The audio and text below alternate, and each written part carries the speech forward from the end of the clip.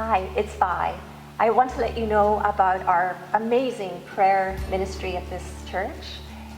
People have been praying for many years in private and as a team together. And we would like you to know that if you need prayer or you know someone who does need prayer, please contact the church office and they will make sure that your prayer is given to us and we will pray in confidence. And if you would like to join the team, please, we'd love to have you join us.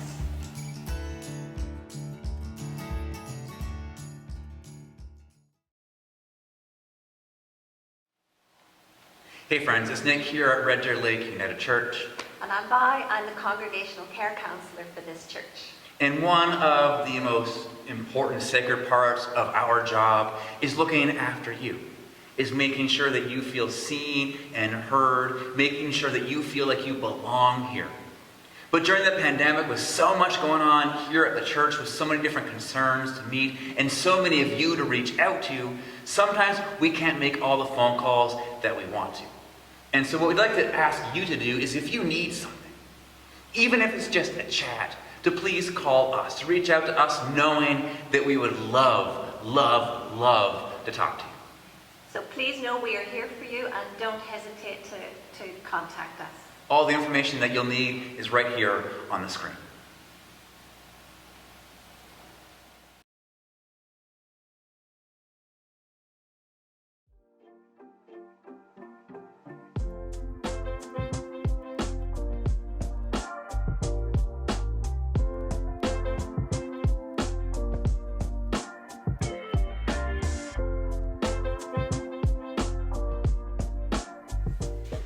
My friends, God be with you. Welcome to a Sunday service with Red Deer Lake United Church. My name is Nick, I am the minister here, and this is Red Deer Lake United Church.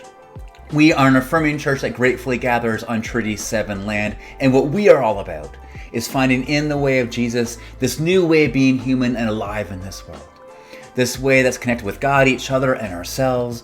This way of life that is rooted in things like hope and joy, peace, love, justice, belonging, curiosity, play, community.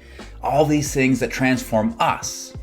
So we not only become more and more human, but we actually help transform the world to be the one that God made it to be. A world where everybody has enough and everyone has a place. Yeah, that is who we are. That is what we are all about. That is how we understand what it means to be the church. And this is our Sunday service. This is one of the things that we do every single week that's meant to draw us deeper into that life.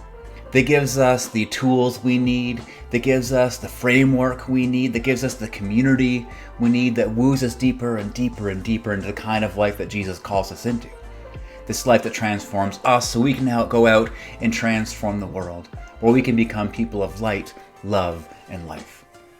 And so whoever you are, wherever you come from, whatever is going on in your life, whatever is taking up space within you, however tired or full of life that you are, know this. In this community, in this time, in this place, you are welcome, you're wanted, and you are accepted here. There is room for all of you and all of you. Yeah, we mean that. That's one of the consequences of saying that God is a God of extravagant and indiscriminate love. That love is big enough for everyone, that everyone belongs. There is room enough at God's table. And so as we begin this service, know that. Know that you're welcome here. Know that you can show up here just as you are. And our hope and prayer is that by the end of this, you leave with something good, something life nourishing, something transformative, something restful, something powerful, something you can hold on to as you head out into whatever is next for you. So knowing that this is a place where we can all belong, why don't we take some time to check in? Let us know who you are. Let us know where you're coming from. Let us know whatever you want us to know. There is a chat function. Yeah, I always get it wrong because it's backwards. Somewhere over here. Just type in whatever you want. We'd love to connect with you. This is one of the ways we can be that affirming, inclusive, loving community. We can connect here even though we are apart. And before we get into our service, I want us to take a moment to make some space to acknowledge what happened earlier this week. How in London, Ontario, almost an entire family was murdered because of their faith. How almost an entire family was killed just because they were Muslim. It was another act of terrorism, another act of racism, another act of hatred and ignorance. Another act that reminded us that this is a problem in our country. That this is not something that happens to somebody else, but this is something that happens to us. And this is something that we must deal with. And so as we reflect on that problem, as we reflect on the grief it has caused, and as we look for a way forward, we light this candle. And we light this candle to be in solidarity with our Muslim brothers and sisters. We light this candle as an act of compassion for those who are grieving. We light this candle as a sign of our commitment to be a source of light to the world. A light that heals, that reconciles, that makes new. This light that draws us to be people of justice, who will say no more to these actions and do what it takes to create a new kind of world. One where people are not hated and feared and targeted because of their faith, their race, their sexuality, their gender, or any other aspect of their humanity. But instead, those things are not only accepted, but celebrated. And so, my friends, before we head into our service, let us take a moment of silence. Let us take a moment to grieve with, to send love and prayers, to be in solidarity and compassion with our Muslim siblings, and do what it takes to say no more, and be the kinds of people that God calls us to be. People who move towards one another in love, kindness, empathy, and compassion.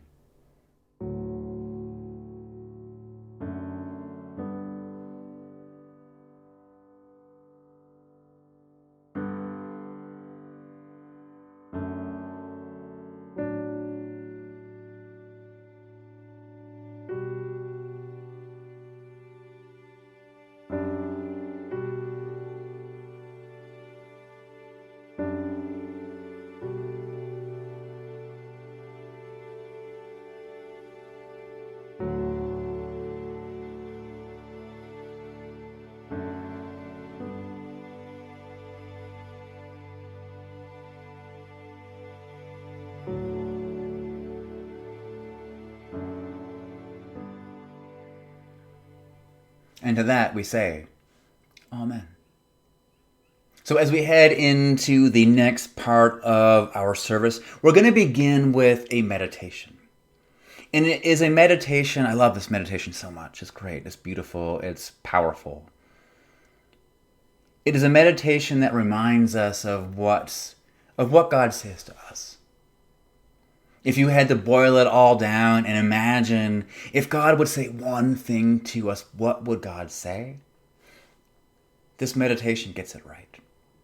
This meditation gets it right.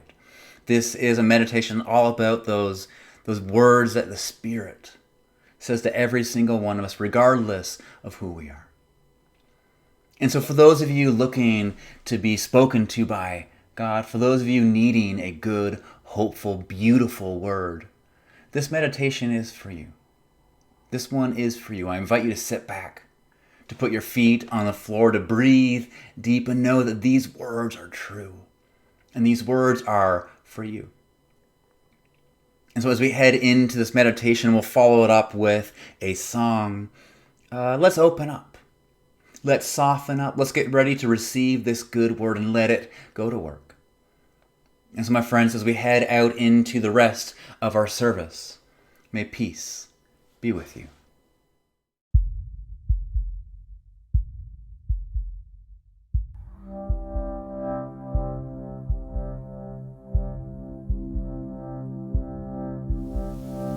Come close, love. There's something that I want to take a look at together. Are you in a place where you can hear me? Because I want you to really soak in what I have to say. I come offering transformation. I come full of love. And I so deeply want you to experience for yourself what is so often only talked about or imagined. My full presence to all things. My part in your being and your part in my being. I want to clean you up, cut off what no longer serves you, and show you how deeply and truly everything is enjoined to me.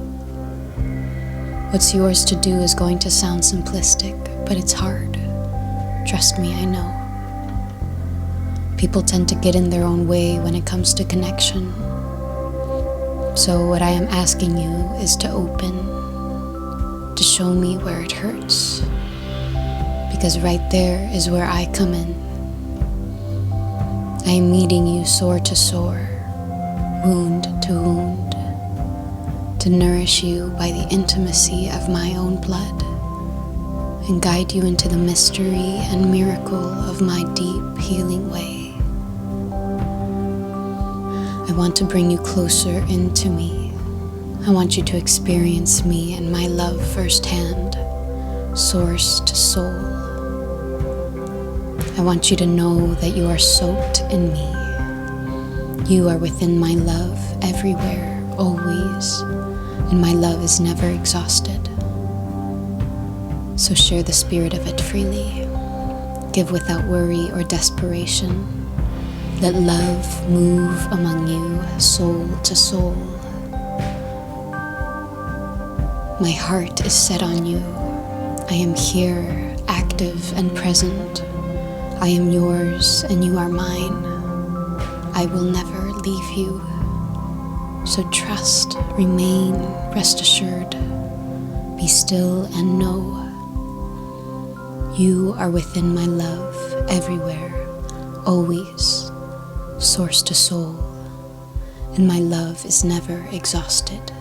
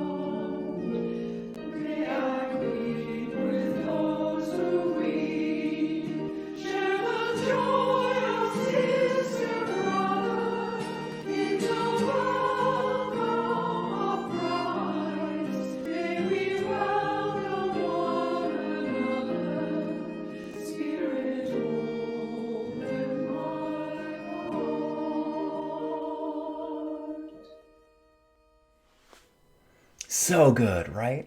So good. What a powerful meditation and song. Did anyone else need to hear that this morning? I know I did. I need to hear that like every other hour. I need to be reminded of the fact that God's love cannot be exhausted. Did you hear that? Did you pick up on that one? It can't be exhausted. That God's love is too big to ever be exhausted. And God is with us, active, present, moving, and for us. Oh, so good. I'm going to come back to that one for sure. And I hope you do too whenever you are feeling thin. And speaking of thin, get ready for the best segue ever. Earlier this week, I think it was like Wednesday afternoon, one of those rainy days that we had. I was just finishing writing my sermon when suddenly I hit a wall. Like my whole body just like shut down. I got so exhausted. I got so thin. Anyone else ever experienced that where suddenly your just body's like, you know what? I'm not going to work anymore. I'm done. I am shutting down. And your brain's like, no, you need to keep on working. Anyone ever been there before? Yeah, that was my experience early this week. And so I decided to take a break. I was texting with my friend Chris. You know Chris, he's spoken with us before. And I was like, dude, I'm done. And then he told me that he just finished recording a sermon on rest. And I got to thinking, you know what? I need to hear that sermon because I am in need of a rest right now. So he gave it to me. I watched it, and holy smokes, I think we all need to hear it. Especially as we come out of a really heavy 2 weeks. And especially as we head into the summertime, this time of rest. I think we actually need to hear from him instead of me. So I'm going to say the sermon that I wrote for next week, and I'm going to pass it over to Chris. And he's going to introduce us to some really wise and powerful and beautiful words about rest and just how baked into our faith the concept and practice of rest is. Hey, it's me again, just before we get into the video. Because I am such a master video editor by this point, for some reason we lost like the first 30 seconds of Chris's sermon. We missed kind of his introduction. So if it feels like we just kind of jumped into the sermon, it's because we did. But don't worry, we didn't lose anything substantial. We can still get everything that is good, beautiful, and powerful about it. But just a little warning because you might get thrown off at the beginning. But with that little caveat, let's get into the sermon. I'm preaching, teaching, speaking to you from my front room where since March of last year, this has been the space where I work. It's obviously the space where I play and lament the Leafs losing. How do I do that? There we go. I lament the Leafs losing. I spent a lot of time in here doing that. It's the place where I worship. And so the boundaries of life for a lot of us, not all of us, but the boundaries of life for many of us have been kind of blurred and blended. And in this new kind of weird, disorienting space, it's been a challenge to find those moments of kind of sacred time, downtime, quiet time, because it all kind of blends into one. And as we move into summer, I think summer is kind of it's a perfect opportunity. It's a perfect time of the year to kind of build in that natural break, that natural, okay, the rhythm of this season is changing a little bit. And so I'm hoping that we can talk about, why it's important to take those pauses, to take those times of rest, to take those times of Sabbath, the intent behind them, maybe dispel some of the myths and, the misunderstandings about what it is. And then sort of point forward to encourage you to find those rhythms for yourself. But I want to start by asking the question, like, what do we think of when we think about Sabbath? What do we think about? What images or words pop into mind? It's a good question because I don't, oftentimes, if you're like me, I just kind of throw words around and I throw language around that is kind of disembodied from really, what am I thinking about? What am I trying to convey here? But when we think of the term Sabbath, what do we think about? I have some perceptions that probably go back to my childhood, and I've had conversations with friends about sort of what did Sabbath mean for them growing up. And, for a lot of people, it meant like Sunday we went to church, and then we did very little for the rest of the day. And in fact, for a lot of my contemporaries, it's like, yep, everyone had to go to their room and have a nap because mom and dad went to their room to have a nap, if you know what I mean. And it was the only way that mom and dad could get some quiet alone time to enjoy each other's company. We'll leave it at that. So that's kind of like a funny take on it. But for me, like, I have some very vivid memories from my childhood about, like, what was our Sunday rhythm? I grew up in a church family. I grew up in a family where, dad was an Anglican priest. Mom obviously is a church musician. And so our rhythm, Sunday was anything but restful. Sunday was the busiest day of the week, in fact, because it was the day you had to get up the earliest. It was the day that we had to go to church. And, for me, like, I was in the choir all the time and in the junior choir. And it was a busy, busy day. And our rhythm would be typically, church super early in the morning. We'd be there. We'd be ready to go. We'd do church. We'd come home, have a little rest, and typically head out to my grandparents' place. And, and my grandparents were good United Church folk at Jordan Station United Church. And, Sunday was a time of downtime and relaxation. But some of my perceptions of what Sunday or Sabbath or like the rest day was about are it's kind of funny because I remember times when, we'd be at my grandparents and the minister at Jordan Station United Church, Dr. Fred Skelly, he would often pop by for a visit. And it was funny because, before Dr. Skelly arrived at my grandparents' place, the rum and cokes were out, the glass of Chardonnay was out, the beer was out. But, upon Dr. Skelly's arrival, those would sort of disappear. And there was at my grandparents, there was a patio space that was sort of off to the side of the house, and you could walk into the laundry room. And I know that like my mom and my grandpa and my grandmother would sort of, hide a little hoot in the laundry room to go, and excuse themselves from the conversation with Dr. Skelly. Just 1 minute, just going to go check the potatoes. But really, they were dipping in for a sip of Chardonnay, or for my grandfather for a sip of his rum and coke, until finally, I think Dr. Skelly said, yeah, the next time you get up, I'll have one of whatever you're having.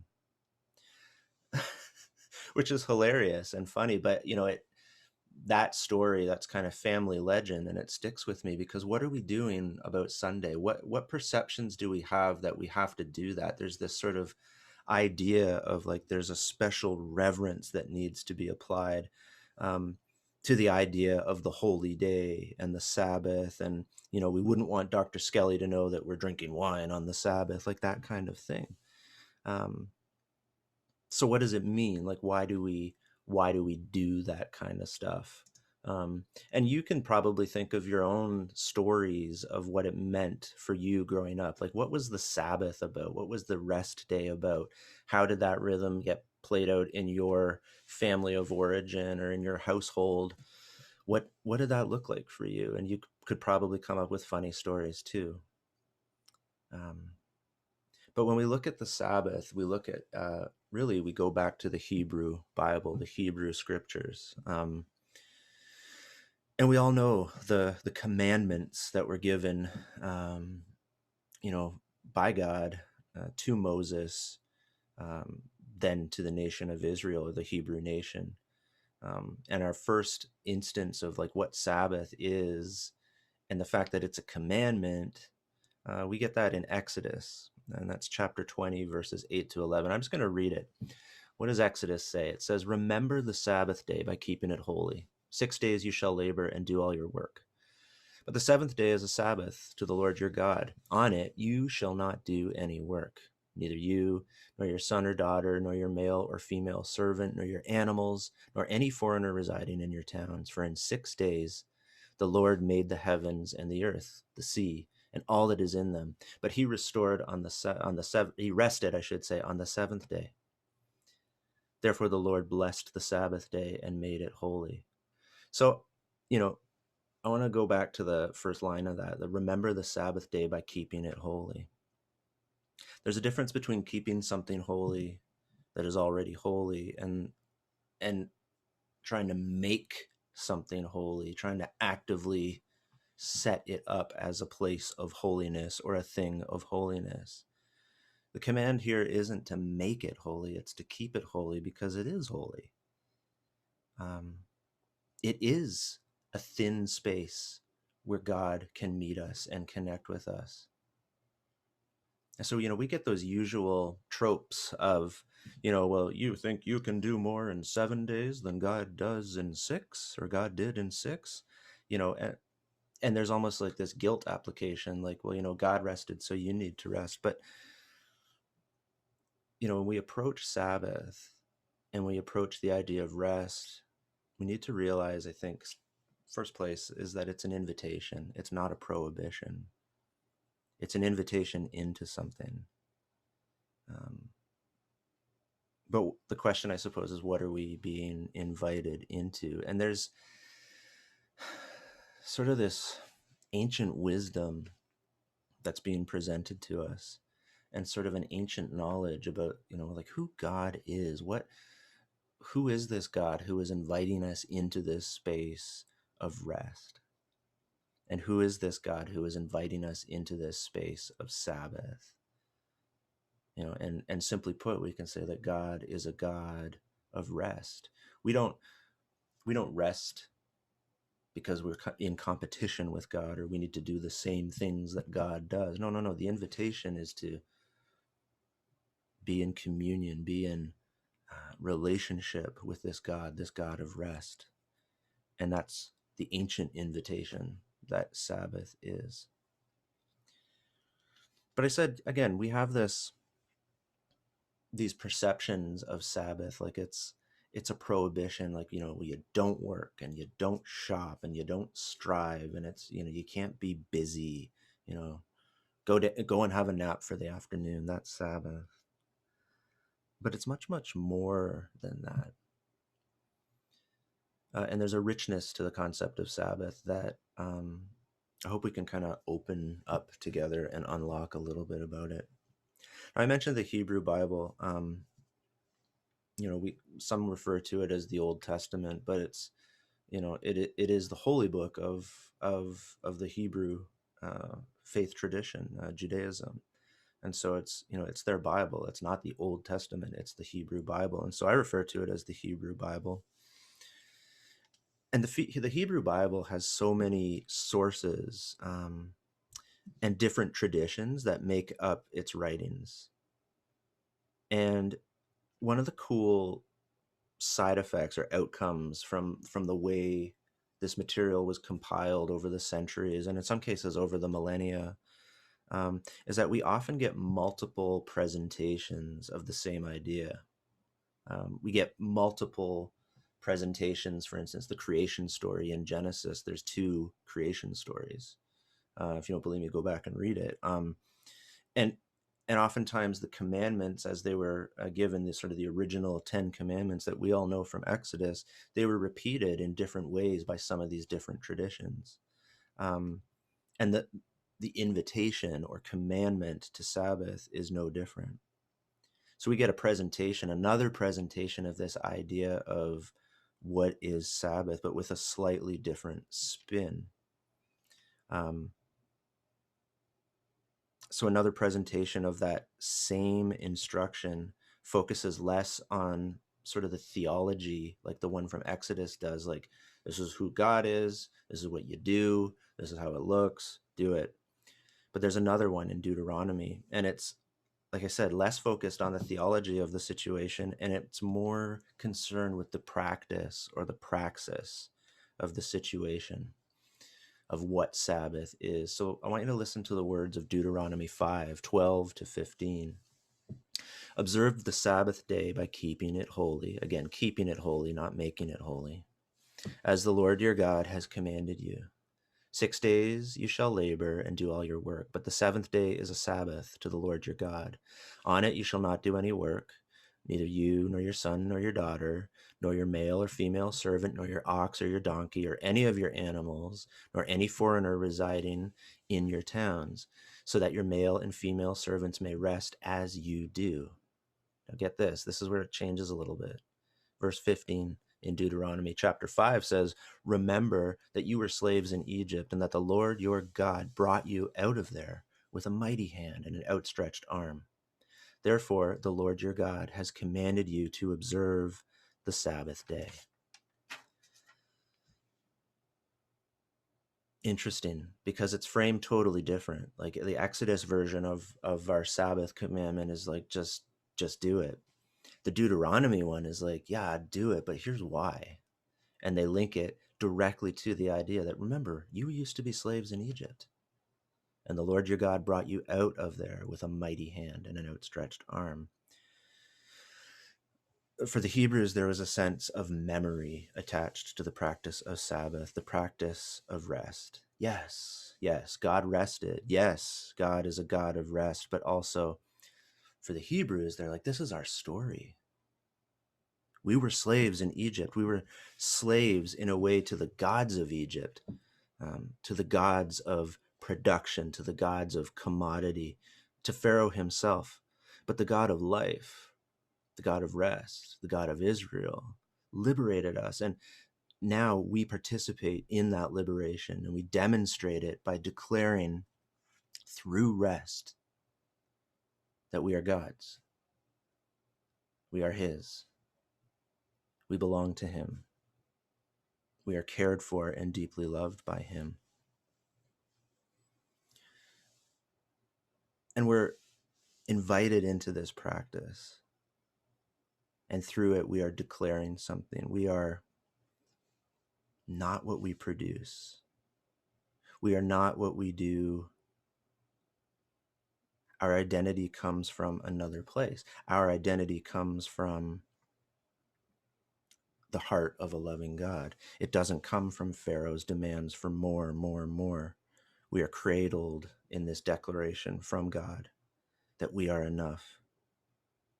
That is who we are, and that is who God is.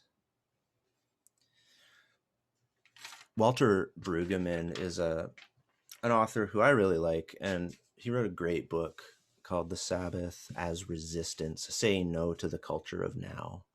And in it, he writes way better than I could, but he says, God is not a workaholic.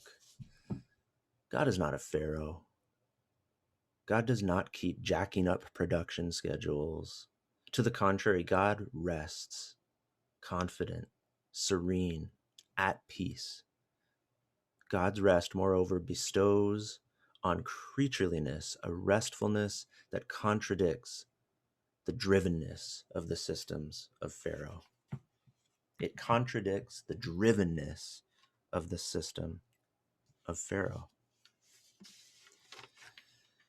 Now, there's a logical pushback here because I happen to live in the real world just like you. And the logical pushback is like, Chris, great, awesome, find rest.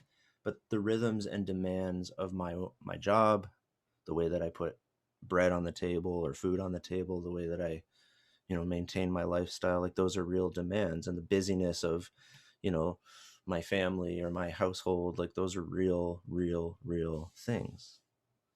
And I know, boy, oh boy, do I know. That's real stuff. But there's another kind of spin on that even. We're not saying no to busyness, and we're not saying no to doing good work and being paid and rewarded for our good work. We're saying no to enslaving ourselves in that rhythm, enslaving ourselves to the demands for more time, more output. We're saying no to Pharaoh, if you can kind of follow me there, if we can draw that parallel. It's not about output.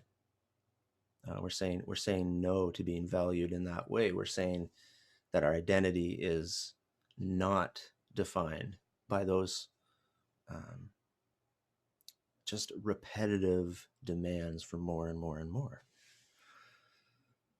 So what is our identity? And again, where does it come from? Well, again, we say that we are cradled in the arms of this God of rest who wants to bestow this rest and this Sabbath experience onto us, not in a prohibitive way, like don't do that and don't do that, but in a invitational way, into like, I'm inviting you into this.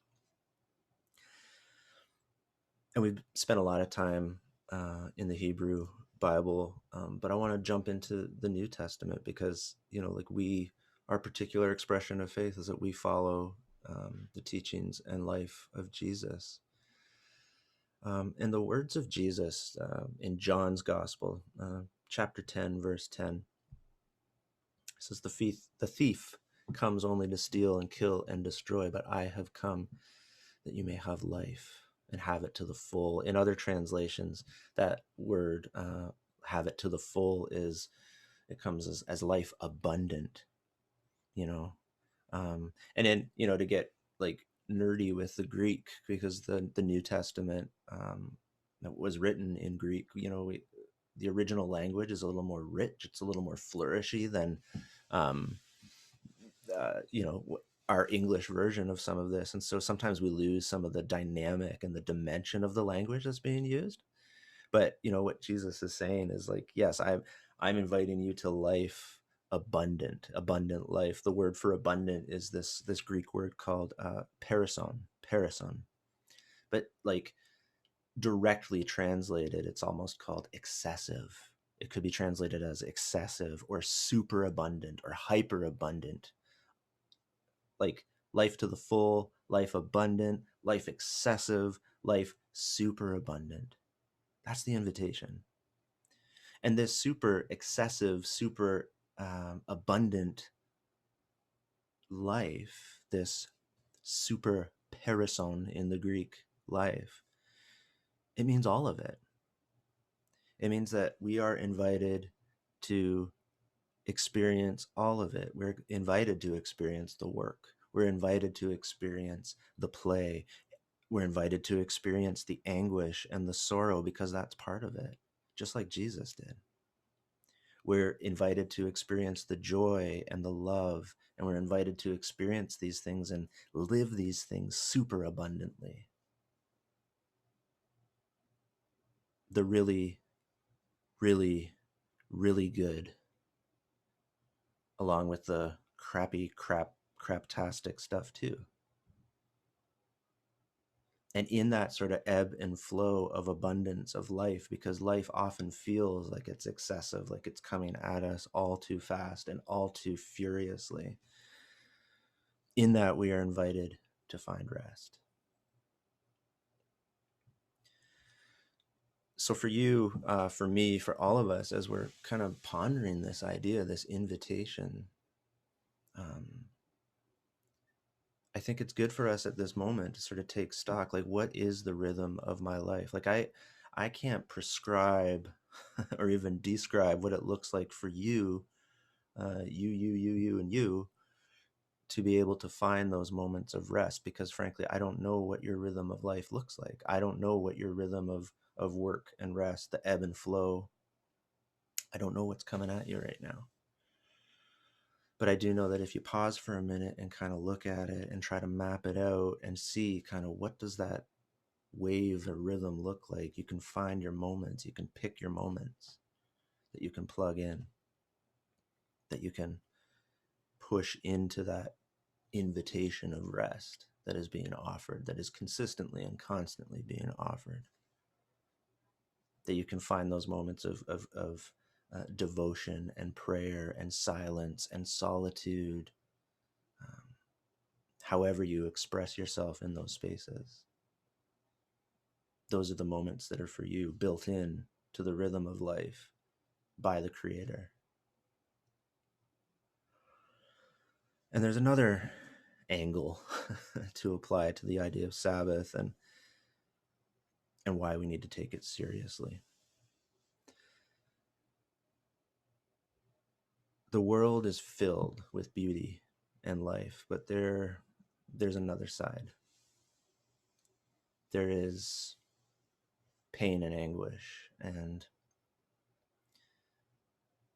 I'd be remiss if we don't mention in this space the discovery of the 215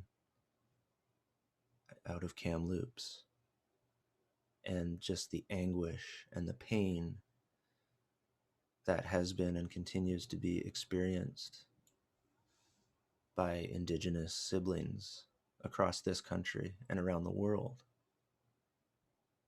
The wrongs and the pain that was done in the name of colonialism and white supremacy.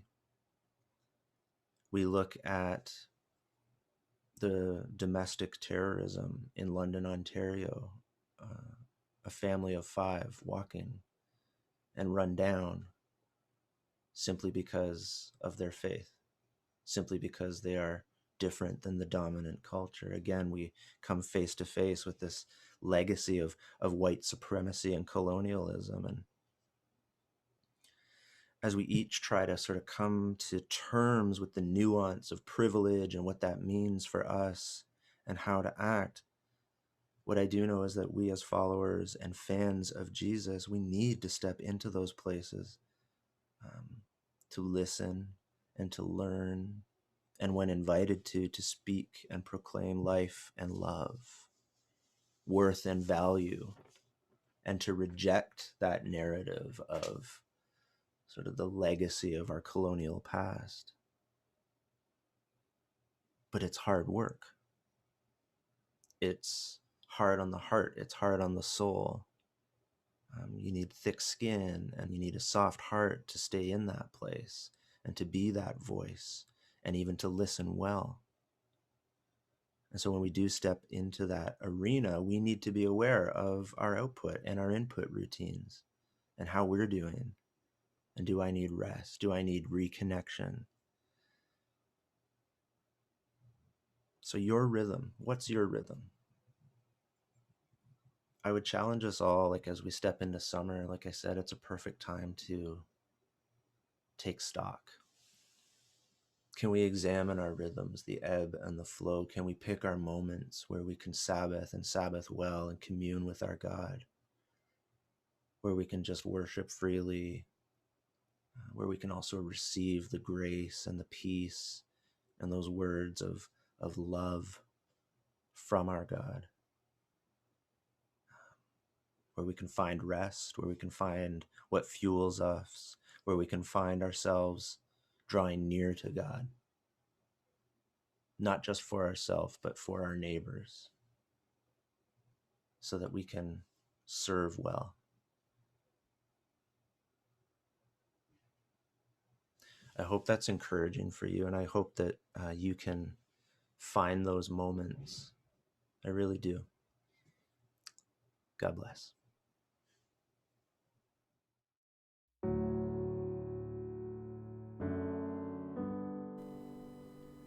So, God of rest, we come to you now with our prayers, with everything that's taking up space within us, with everything that's going on around us. We come to you with all our prayers. We are people in need of rest, of liberating, soulful, rejuvenating rest. God, we need rest from yet another day of hoping this pandemic will be over soon. We need rest from yet another evil act of hatred and violence. We need rest from the grief and lament we are constantly carrying around with us. We need rest from parenting and trying to keep our kids safe. We need rest from the struggles that we are each in. We need rest from doing and being and going and going and going. We need rest from pursuing justice. We need rest from caring for others. We need rest just from being alive. So God of rest, bring us this rest. Within all the realities and obligations and duties we have, bring this rest to us, to our neighbors, to our Muslim siblings, to our indigenous siblings, to our earth, to everyone. Bring it to us.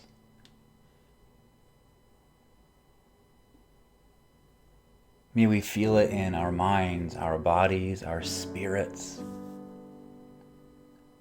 our communities, our homes, our relationships, our earth. May we feel it, and may it renew us deeply, and may it compel us to keep on going step by step by step, deeper and deeper and deeper into the life and world you call us to have. This world of peace and love, this life abundant, life excessive, life as it was meant to be.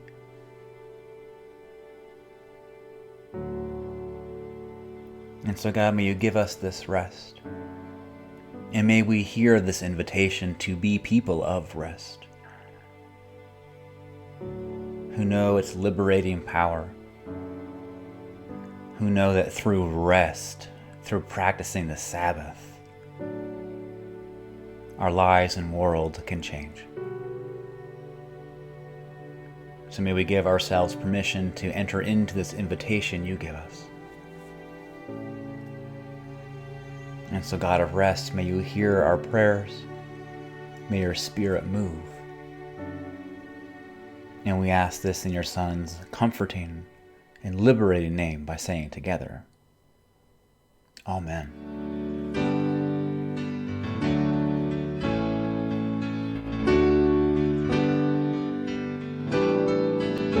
Like a healing stream in a barren desert, Spirit water bringing life to dusty earth. God is trickling through our lives as in a dream unfolding, promising revival and rebirth. Like a healing stream.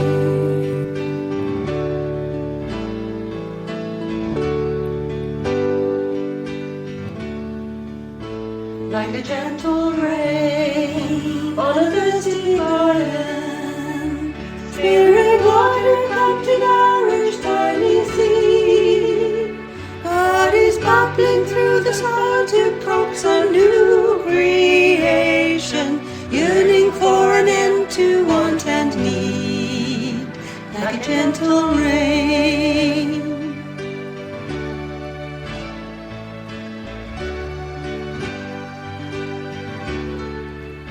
Like a river strong with a restless current, Spirit water rushing on to distant shore.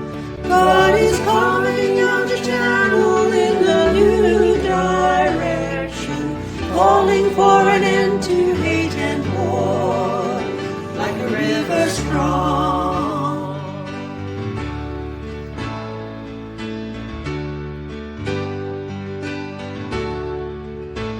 Like a mighty sea reaching far horizon, Spirit water with a love both deep and wide. God is working in our hearts to shape a new tomorrow. God will always challenge and provide.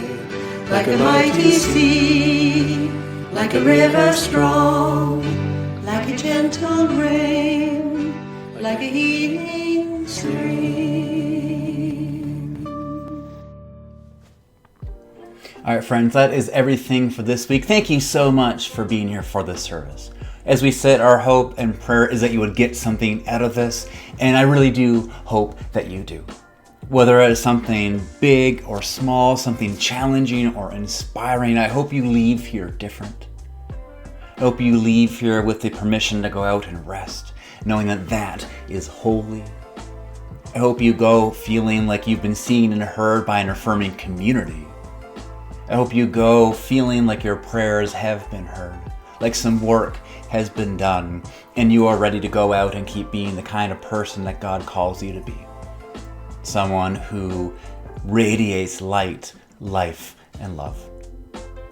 We are about to go jump in on a Zoom call. We do this every single Sunday. It is so good to connect with people live after service, and you are invited to join us. There are all kinds of links down below in the description. Go find the Zoom link, click on that, and we'll keep this conversation going. We'll finish it over on Zoom, and we'll do it knowing that we are in a loving and affirming community. So go join on that. If you love what we are doing, if these are meaningful for you, if something is happening through them, we would love for you to donate to our church. Every little bit helps, and it helps us be a church that tries to foster hope, meaning, and connection in the world. There is a link below as well. Just click on that. It will take you to the webpage, and you can just go step by step through there. And if you're looking to get connected, if you are picking up what we're putting down, you're like, I like this, something is happening within me, I want to keep it going, click on some more links and you can find some ways to get involved in our community. Even though we are not meeting in person, that does not mean we are closed. We are still very much a church that is open and alive, and there are all kinds of things that you can get in on as you try to grow in your faith and spirituality. And so go check those out. But for now, let's end with this. So my friends, knowing that we are called to be a light to the world, when we go from this place and seek out the rest, we need to keep on being that light so we can shine brightly, so we can burn down the things that are causing pain and injustice. We can light the way forward for those who are lost, and we can build the kind of world that God calls us to have. One where everybody has enough, and everyone, regardless of anything, has a place. So may you go in peace, may you go in love, may you go and do it loudly. We'll see you next week. We miss you. We love you. Bye-bye.